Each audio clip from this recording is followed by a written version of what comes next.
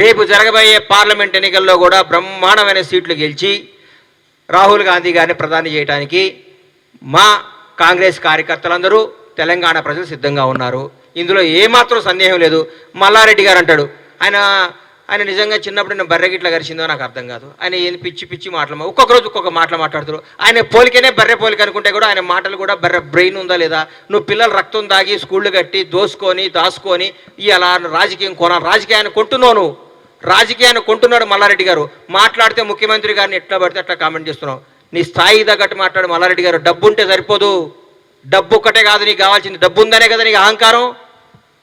పిల్లలు రక్తం తల్లిదండ్రులు కష్టపడి చదివించి వాళ్ళు కష్టపడి నీ పిల్లలకు ఫీజు కడితే ఆ రక్తం దాగి నువ్వు కోట్లు సంపాదించి విర్రవిగి మాట్లాడకు. ముఖ్యమంత్రి గారు అంటే గౌరవి, ఆ పదానికి గౌరవి. రేవంత్ రెడ్డి గారిని ఏకవచనం సంబోధిస్తున్నావు. దున్నపోతు నీకే చెప్తున్నా, దున్నపోతు వ్యవహారాలు చేయకు.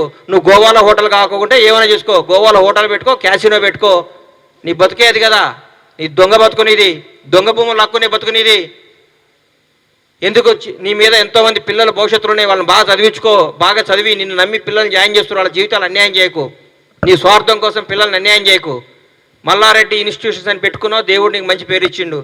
నీ మల్లారెడ్డి కాదు, మీ నాన్న మల్లారెడ్డి, మీ తాత మల్లారెడ్డి, ఇంకో మల్లారెడ్డి వచ్చినా ఈరోజు కాంగ్రెస్ ప్రభుత్వాన్ని ఏం చేయలేరు.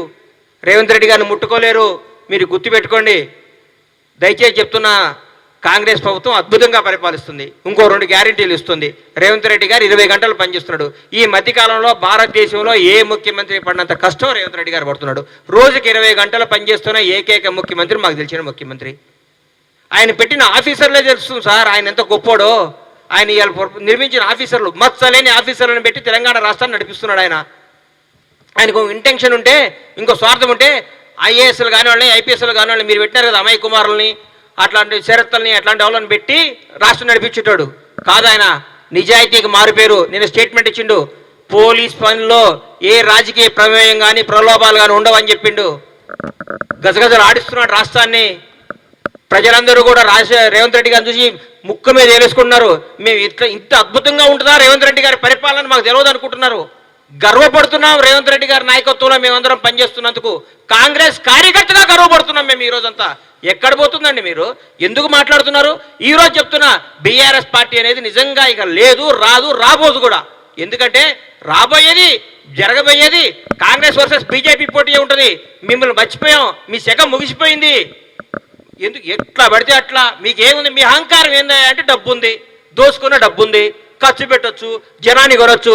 తెలంగాణ ప్రజలు మీ డబ్బుకు మోసపోరు. ఆత్మాభిమానంతో ముందుకు పోతారు. మీరు ఏం చేసినా కానీ ఈ పార్లమెంట్ ఎలక్షన్లో గజన విజయం సాధిస్తాం. ఈ 5 ఏళ్ళు కాదు, ఈయన చేసిన అద్భుతాలతో వచ్చే 5 ఏళ్ళు కూడా మేము సగర్వంగా తెలంగాణ ప్రజలను ఓటడిగి ఇంకొకసారి మళ్ళీ అధికారంలోకి వస్తాం.